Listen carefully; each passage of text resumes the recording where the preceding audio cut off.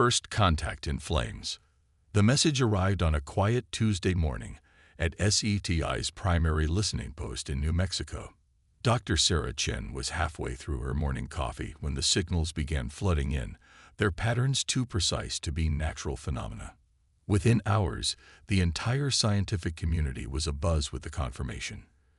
Humanity had received its first alien distress call. The Nerians were dying.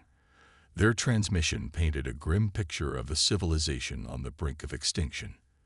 Their world, a verdant garden planet called Neria Prime, was under siege by the Kark's empire, a species that had evolved from apex predators and never quite lost their taste for conquest.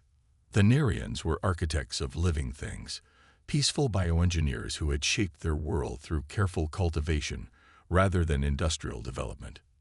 Their cities were grown, not built, rising from the soil in sweeping spirals of iridescent plant matter. They had no weapons, no armies, no concept of war. To the Karks, they were perfect prey. They're broadcasting on every frequency they can access, Dr. Chen explained to the hastily assembled UN Security Council.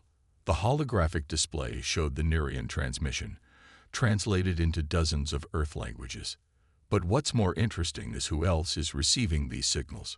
She gestured, and new data streams appeared. The Karks aren't the only advanced species out there. There's an entire galactic confederation. Hundreds of spacefaring civilizations. The Nerians have been begging them for help for months. Every single one has ignored them. Admiral James Rodriguez leaned forward, his weathered face creased with concern. Why?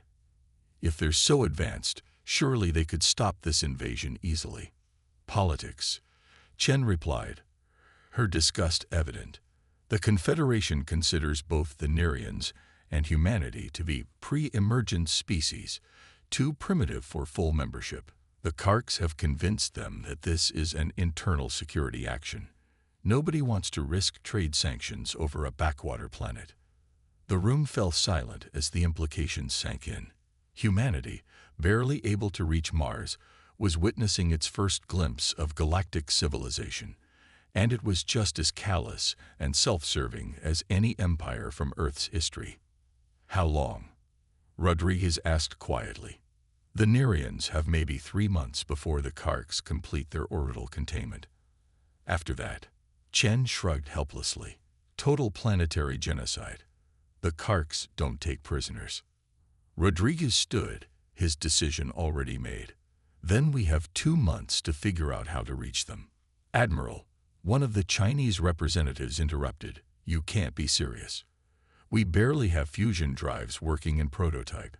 The nearest human ship to Neria would take years. I said we have 2 months to figure it out. Rodriguez cut him off. Dr. Chen, you mentioned the Nerians are bioengineers. What exactly does that mean? Chen's eyes lit up as she understood where he was going. They don't build machines. They grow them.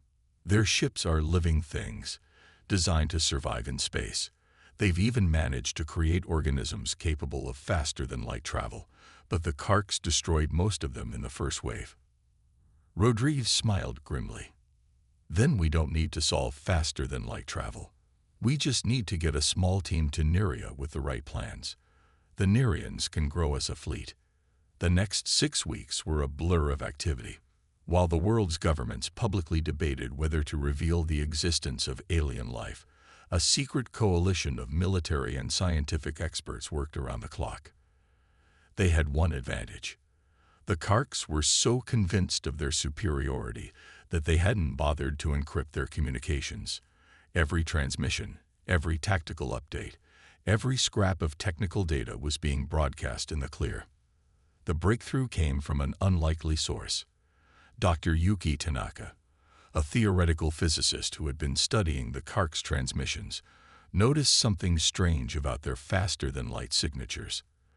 They're not actually breaking the light barrier, she explained to the project team. They're cheating. Their drives create a bubble of warped space. Everything inside moves normally, but the bubble itself can travel faster than light.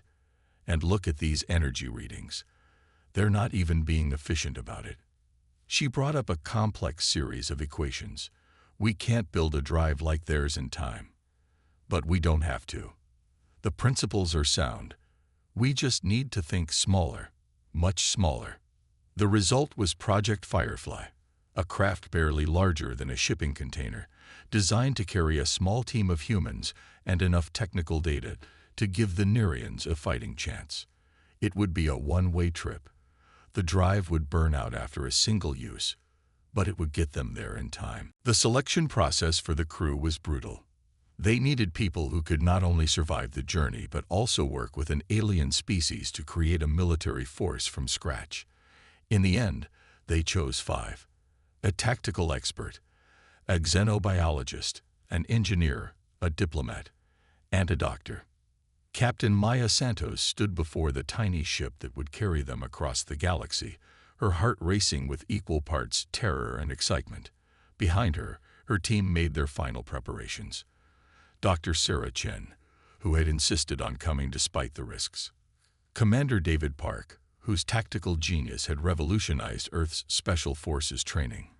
Dr. Marcus Webb, whose work in experimental biology might help them understand their new allies. And Dr. Elena Petrov, whose diplomatic skills would be crucial in bridging the gap between 2 very different species. "This is insane," Park muttered, checking his gear one last time. "We're going to try to save an alien civilization with nothing but the contents of our brains and whatever we can fit in this glorified cargo pod. Would you rather stay here and watch them die?" Santos asked quietly. Park shook his head. "No. But I hope they're ready for what helping them will mean. We're not just bringing them weapons, we're bringing them war. Everything they spent generations avoiding, we're going to teach them in a matter of weeks." Santos looked at the star-filled sky above the launch facility. Somewhere out there, an entire civilization was counting on help they didn't even know was coming. Sometimes survival means doing the things you never wanted to learn. We'll help them survive first. They can decide what kind of civilization they'd want to be afterward. The launch window was approaching. As the team made their final checks, Santos received one last transmission from Admiral Rodriguez. "Remember," his voice crackled through the comm, "you're not just representing humanity. You're showing the galaxy what we stand for. Make it count." Santos looked at her team. 5 humans about to attempt something unprecedented in Earth's history. "We will, sir. Humanity may be new to the galaxy, but we're about to show them exactly what we're capable of." The Firefly's engines hummed to life, and Earth fell away beneath them. In the darkness of space, a small ship carried an even smaller crew toward their destiny. They had no idea if their plan would work, if the Nerians would accept their help, or if they would even survive the journey. But they knew one thing with absolute certainty. While the great powers of the galaxy turned their backs on the helpless, humanity would not. They would stand and fight, not because it was easy or safe or profitable, but because it was right. The stars beckoned, and humanity answered not with fear or hesitation, but with courage and determination. The galaxy was about to learn that sometimes the most primitive species could teach the most profound lessons about civilization. The unlikely alliance. The Firefly emerged from its faster-than-light bubble in a flash of quantum foam, its experimental drive permanently fused from the strain. Through the viewport, Captain Santos and her crew got their first glimpse of Neria Prime and the devastation surrounding it. A ring of Kark's warships encircled the planet like a necklace of black thorns. Below them, the once pristine continents were scared with impact craters and burning forests. But what caught Dr. Chen's attention wasn't the destruction. It was the planet's defenders. Massive organic ships, each unique in form and function, engaged the Kark's vessels in desperate combat. They moved like living things because they were living things, products of Nerian bioengineering. Some released clouds of spores that corroded Kark's hull plating. Others extended tentacles of living metal to grapple with enemy ships. It was warfare unlike anything humanity had ever seen. "Their tactics are all wrong," Commander Park muttered, watching through tactical displays. "They're fighting like individuals, not a coordinated force. Each ship is doing its own thing. No wonder they're losing. The Firefly's stealth systems, hastily adapted from Kark's communications data, held true. They slipped through the orbital battle undetected, following the frequency of the Nerian distress beacon to its source, a vast structure that seemed to pulse with its own inner light. The Nerian High Council was nothing like they'd expected. The aliens were tall, willowy beings with iridescent skin that shifted colors with their emotions, but it was their eyes that captured the humans' attention. Massive, compound organs that seemed to take in everything at once. First contact was almost ruined in the first 30 seconds when Dr. Petrov, their diplomat, instinctively extended her hand in greeting. The Nerians recoiled in horror at what they perceived as a threatening gesture. It took several tense minutes of careful communication through their hastily programmed translation devices to explain the misunderstanding. "You came," the head counselor said finally, their skin shifting to a deep blue of amazement. "We detected your vessel's arrival, but we thought none of the great powers would help us. Why would a species even younger than our own risk everything?" "Because it was right," Santos replied simply. The translation didn't quite capture the emotion in her voice, but the Nerian's skin rippled with understanding nonetheless. The next few hours were a crash course in cultural exchange. The Nerians were fascinated by human technology, not because it was advanced, but because it was so fundamentally different from their own approach. Where they grew and cultivated, humans built and engineered. Where they sought harmony, humans sought efficiency. Dr. Webb spent hours with Nerian bioengineers, his eyes wide with wonder as they showed him their living laboratories. "Everything we know about biology," he transmitted back to the team. "Everything we think is possible. They've gone so far beyond it. They don't just understand life. They speak its language." But it was Commander Park who made the breakthrough that would change everything. He was studying recordings of Nerian ship forms in combat when he noticed something crucial. "Your ships," he said to the Council, "they're not just weapons platforms. They're alive. They think.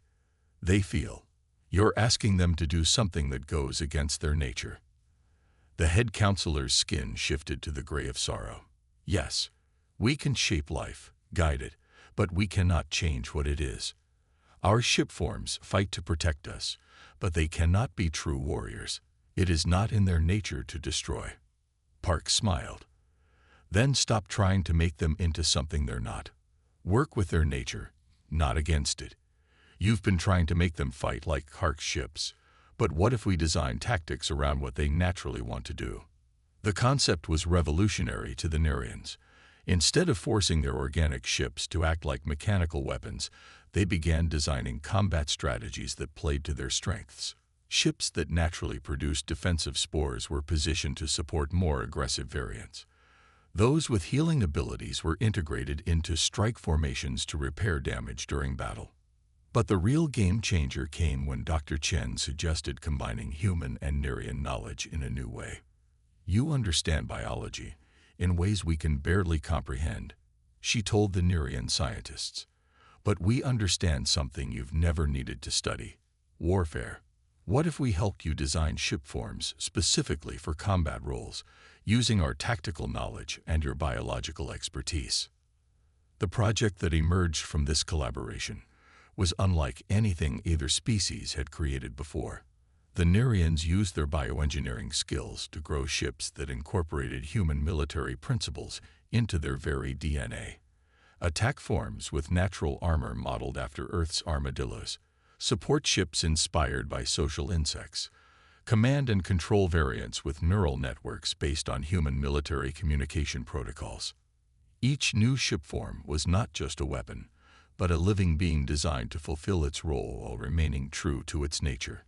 The Nerians provided the incredible biological engineering, while the humans contributed centuries of military strategy and tactical thinking.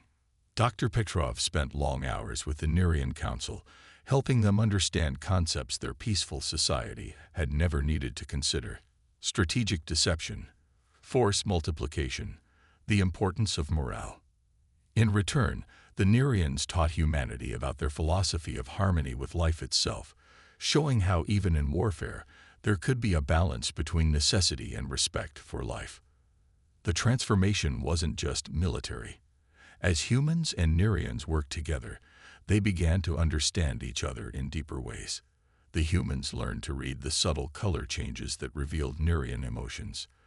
The Nerians began to appreciate the human ability to think in abstract tactical terms. "It's remarkable," Dr. Webb noted in his research logs. "Their entire society is built on the principle of working with nature rather than trying to dominate it. But they're learning from us that sometimes you have to stand and fight for what you believe in. And we're learning from them that fighting doesn't always mean destroying." Captain Santos watched the growing alliance with pride and concern. The new combat forms were nearly ready, but the Kark's noose was tightening. Soon they would launch their final assault, and this unlikely partnership would face its ultimate test. "Do you think we can really do this?" Dr. Petrov asked her one evening, watching the distant flashes of orbital combat through the living walls of their quarters. "Change the course of an interstellar war with just 5 humans and a species that's never fought before." Santos thought about Earth, so far away, and the message they were sending to the galaxy. "We have to," she replied, "not just for the Nerians, but for every primitive species out there. The Confederation needs to learn that being advanced doesn't always mean being right." In their laboratories and growing chambers, the Nerians worked tirelessly to implement human tactical concepts into their new ship forms. In briefing rooms and command centers, humans taught Nerian crews the basics of military coordination and strategy. 2 species, separated by light years in biology, united by a common cause: survival. The Karks were about to learn that they had made a fatal mistake. They had dismissed humanity as primitive, the Nerians as weak. They were about to face something unprecedented: human tactical genius combined with Nerian biological mastery. The galaxy was about to witness the true power of cooperation between species, breaking the siege. The newly grown combat fleet hung in high orbit around Neria Prime, their bioluminescent hulls pulsing with anticipation. Each vessel was a masterpiece of hybrid engineering, Nerian biological mastery guided by human military doctrine. Commander Park stood on the bridge of the flagship, a massive living ship they'd named Harmony of Thunder, and watched the tactical display with growing tension. "The Karks are moving their fleet to intercept," reported his Nerian second-in-command, whose skin flickered with anticipation patterns. "They seem confused by our new formation." Park allowed himself a grim smile. The Karks had grown complacent, expecting the same disorganized resistance they'd faced before.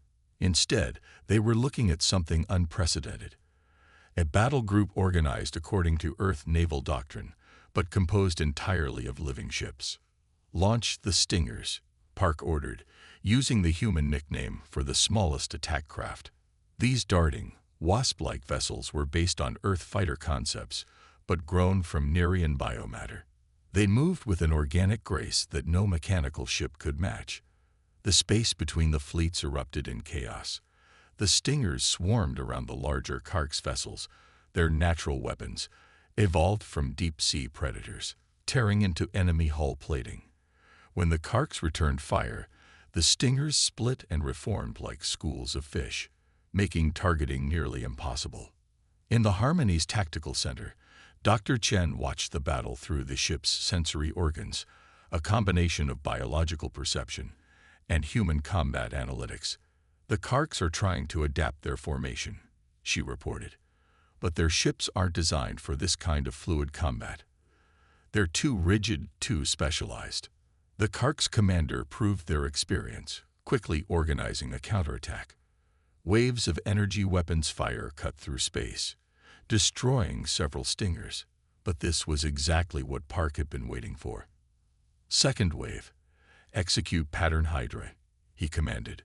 The larger combat forms moved forward, their massive bodies unfolding like blooming flowers of destruction.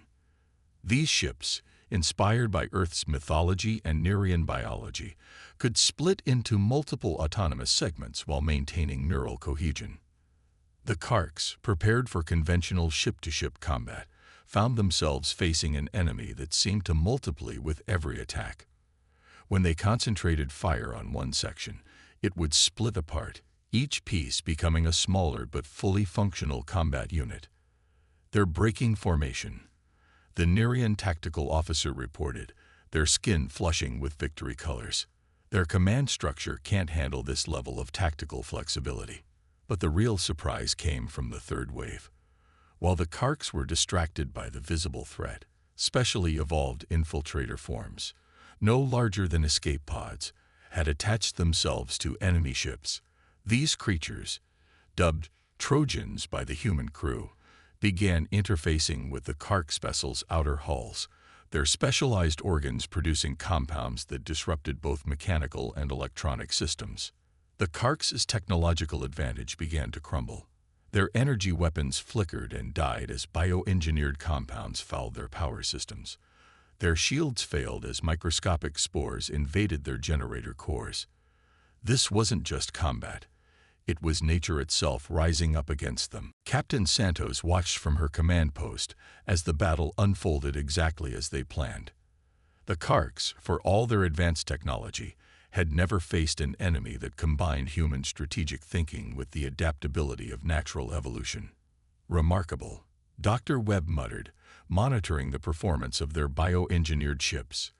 The neural networks are learning and adapting faster than we predicted. They're developing new tactics on their own, based on the basic principles we taught them. The tide turned decisively when the Harmony of Thunder unveiled its primary weapon, a massive burst of bioelectric energy that overloaded Kark systems while energizing and healing friendly vessels. The concept had come from studying electric eels on Earth, scaled up through Nerian bioengineering to starship proportions. The Kark's fleet, for the first time in their campaign, began to retreat. Their rigid military doctrine had no answer for an enemy that fought like a living ecosystem rather than a traditional army. Ships that should have been easy prey were instead hunting them, adapting to their tactics faster than they could develop new ones. As the enemy withdrew to regroup, the human Nerian command crew allowed themselves a moment of celebration. They had proven that their hybrid approach to warfare wasn't just viable, it was revolutionary. The Karks will be back, Park warned during the post-battle briefing. They'll analyze everything we did and try to develop countermeasures. But that's where our advantage lies. Our ships can evolve faster than they can engineer solutions. The Nerian Council was both elated and troubled by their victory. Their society had never celebrated martial success before, and the idea of taking pride in combat efficiency was still foreign to them. But they couldn't deny the effectiveness of combining human strategic thinking with their biological expertise. We've created something entirely new, Dr. Petrov observed to the council. Not just new weapons or tactics, but a new way of thinking about conflict itself. The Karks see war as a process of domination. We've shown that it can be more like tending a garden, cultivating strength while maintaining balance. The victory had another, unexpected effect. Several nearby systems, previously neutral in the conflict, began secretly communicating with the Nerian Council. They had witnessed how a primitive species had helped transform a peaceful civilization into an effective fighting force without compromising its core principles. The Confederation is watching too, Santos told her crew that evening. They thought they could ignore this conflict, but we've just shown them something they've never seen before. Humanity may be new to the galactic stage, but we've already changed the game. In the aftermath of the battle, as repair forms tended to damaged ships and new combat variants were grown to replace losses, both humans and Nerians knew that this was just the beginning. The Karks would return with new weapons and tactics, but they would find an enemy that grew stronger with every challenge.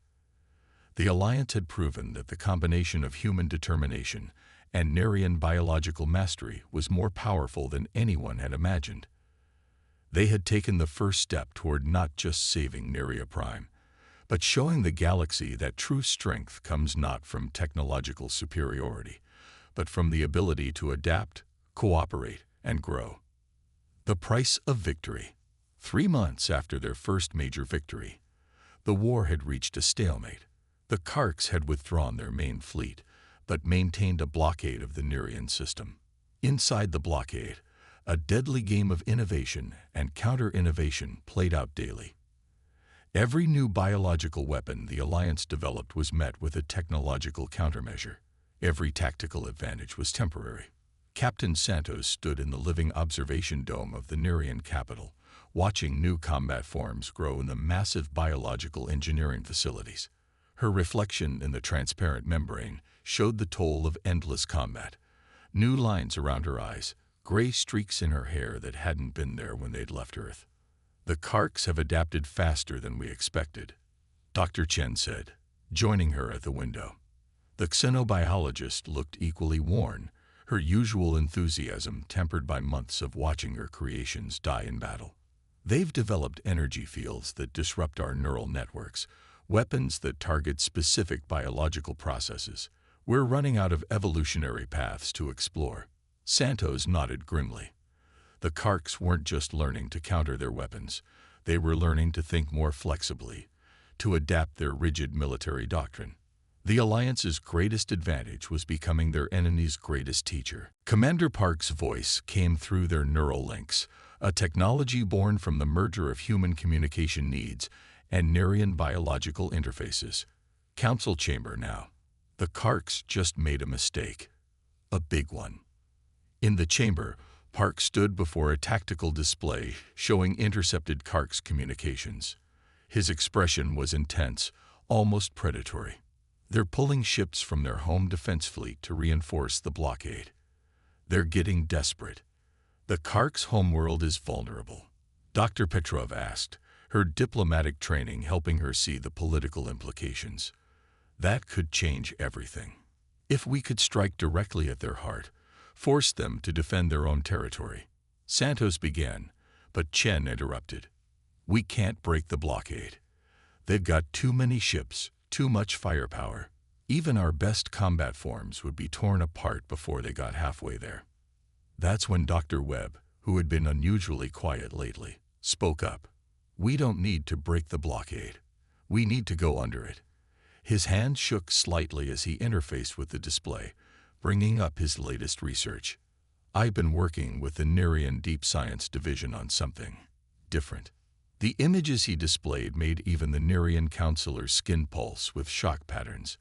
Webb had taken the concept of living ships to its logical extreme, and then gone several steps further. We can't beat their technology head-on, he explained, his voice intense. So we stop trying. Instead of ships that live, we create life that travels. Something small enough to slip through their sensor nets, tough enough to survive deep space, but carrying everything we need. The design was beautiful and terrifying. Part ship, part weapon, part delivery system. An organism specifically evolved to carry a small team through the void between stars. It would be nearly invisible to conventional sensors, appearing as nothing more than spaceborne bacteria. This is our shot, Park said quietly. A small team, surgically inserted past their defenses. We know their weaknesses now. We just need to get close enough to exploit them. The Nerian Council's chief scientist, whose name translated roughly to Seeker of Hidden Paths, raised an appendage. The biological engineering is possible, but the neural integration required, it would change the pilots. Permanently. Their nervous systems would never be quite human again. Santos looked at her team. They had all lost so much already. The neural interfaces they currently used were temporary, designed to facilitate communication and ship control. What Webb was proposing would go far deeper. I'll do it, Chen said immediately. I need to understand these life forms completely to help pilot them. Besides, she smiled sadly, I stopped being purely human the day I first linked with a Nerian ship. You'll need tactical expertise, Park added. I'm in. One by one, the human team volunteered. They had come too far, sacrificed too much, to back down now. The Nerians watched with their compound eyes, their skin displaying patterns of deep respect and concern. The next few weeks were a blur of preparation and modification. Webb, and the Nerian scientists worked around the clock, pushing the boundaries of both biology and physics. The human team underwent extensive genetic modification. Their nervous systems gradually altered to interface with their new vessels. The changes were subtle at first: enhanced reflexes, improved spatial awareness, the ability to process information at accelerated rates. But as the modifications deepened, more profound changes emerged. They began to perceive the world differently, sensing electromagnetic fields and quantum fluctuations directly.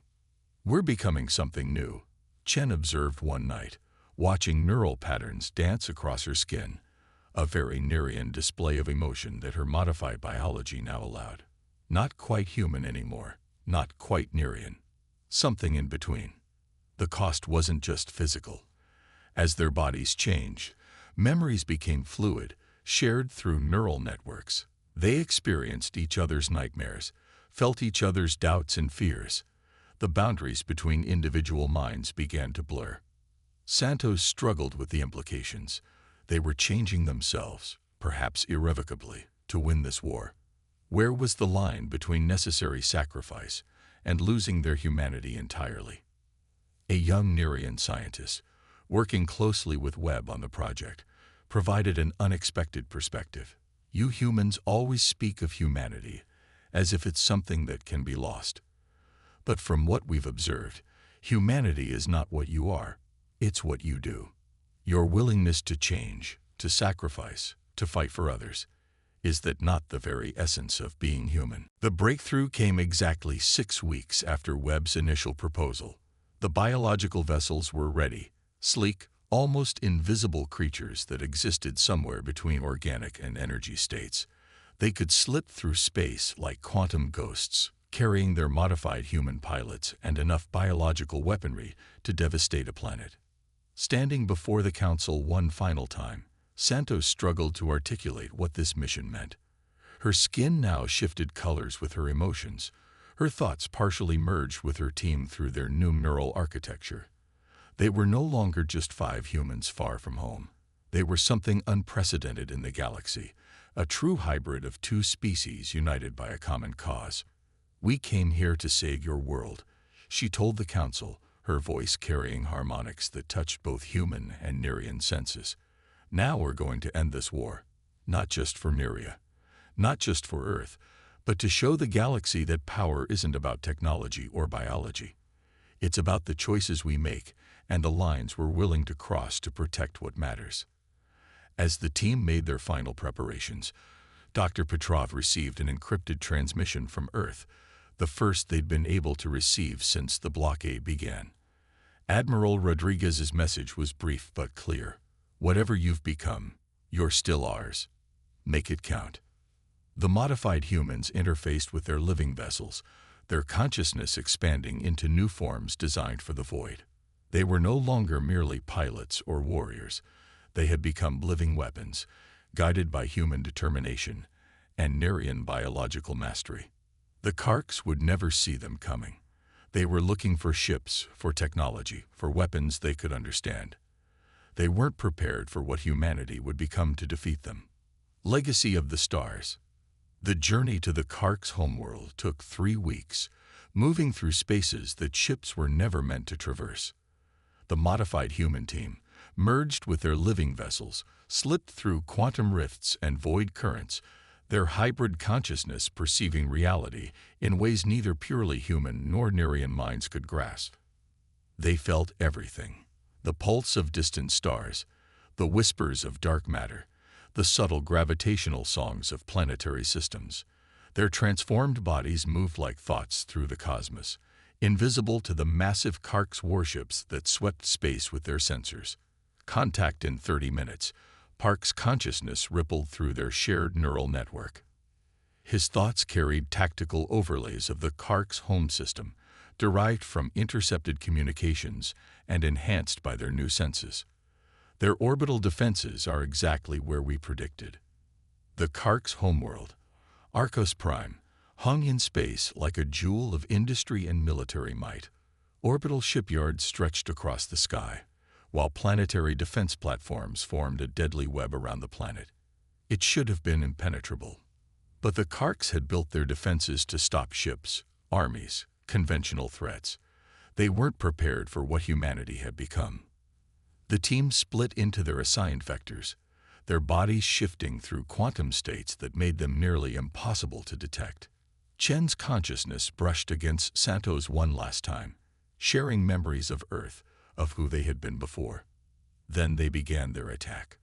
The first sign that something was wrong came when the smallest Kark's defense platforms began to fail, not through violence or obvious assault, but through subtle biological corruption. The hybrid humans released engineered spores that interfaced with the platform systems, rewriting their operational codes at the quantum level. The confluence is gathering, Webb reported, using their name for the Karks Leadership Collective. They're starting to realize something's wrong, but they can't identify the source. The team had studied their enemy well. The Karks, for all their military might, had one critical weakness: their rigid hierarchy. Every decision had to flow through the confluence. By the time they understood what was happening, it would be too late. Santos moved her consciousness through the orbital networks, her hybrid biology interfacing with Kark's technology in ways that should have been impossible. She could feel the panic spreading through their command structure as more and more systems began to fail. The Karks launched automated defense drones by the thousands, but these too fell prey to the engineered biological agents the team carried. Mechanical systems weren't just failing. They were being transformed, their very structure altered at the molecular level by Nerian biotechnology, guided by human tactical insight. Primary target located, Petrov's thoughts echoed through their network. Her consciousness had infiltrated the Kark's central command systems, following the chaos back to its source. The confluence is trying to evacuate. The Karks leaders, sensing defeat, were attempting to flee to hidden bunkers deep beneath the planet's surface.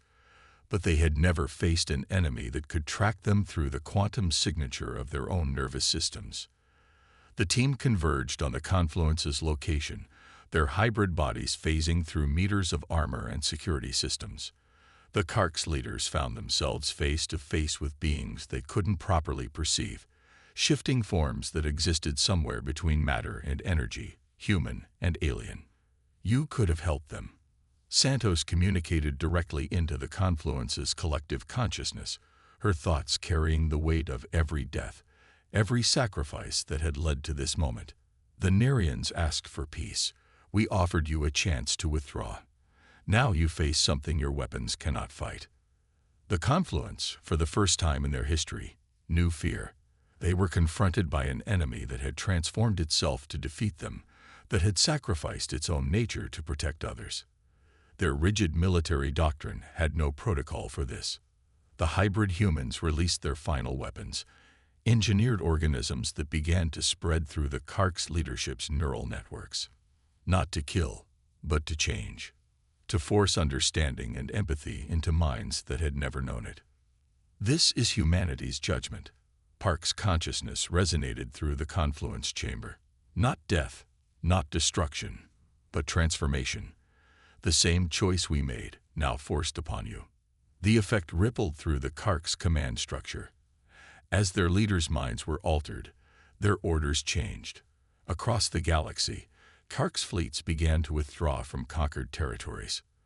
The blockade around Neria Prime dissolved as ships returned to defend a homeworld already lost. The war ended not with a battle, but with an evolution. In the aftermath, as the galaxy struggled to understand what had happened, the human team faced their own challenges. They could never return to their original forms. Their transformation was permanent, irreversible. They had become living bridges between human and Nerian biology, between matter and energy, between what was and what could be. The Galactic Confederation, shocked by the outcome, was forced to reevaluate its policies toward primitive species. The Human-Nerian Alliance had demonstrated that true advancement wasn't measured in technology or military might, but in the willingness to adapt, to sacrifice, to fight for what was right. Earth received the news of victory with mixed emotions. Their heroes had succeeded, but at a cost that few could comprehend. The 5 humans who had left would never truly return. In their place were beings that represented both humanity's potential and the price of progress. On Neria Prime, the hybrid humans found a new purpose. They became teachers, sharing their unique perspective with both species. Under their guidance, a new form of civilization began to emerge, one that combined human determination with Nerian harmony, technological innovation with biological wisdom. "We made the right choice," Santos told the Nerian Council, her form shifting between states as she spoke. "Not because we won, but because we showed the galaxy a different way. Power isn't about destruction. It's about transformation." The Karks, their leadership forever altered by the engineered empathy virus, began a painful process of reconstruction. Their society, built on conquest and dominance, had to learn new ways of existing in the galaxy. It would take generations, but the seeds of change had been planted in their very neurons. Years later, a memorial was erected in the Nerian capital. It depicted not the hybrid humans as they had become, but as they had been when they first arrived. 5 ordinary people who had chosen to become extraordinary. The inscription, written in both human and Nerian languages, read simply, "They changed themselves to change the galaxy." The galaxy had learned its lesson. Humanity might be young, might lack the advanced technology of older races, but they possessed something far more powerful: the will to sacrifice everything to protect what they believed in, the courage to transform themselves rather than accept defeat. When the next crisis came, when another species faced extinction or oppression, the galaxy remembered. They remembered how 5 humans had crossed the stars to help strangers, how they had given up their very nature to secure victory, how they had chosen transformation over destruction. They remembered that sometimes the most profound changes come not from the most advanced civilizations, but from those who have the most to prove and the most to give.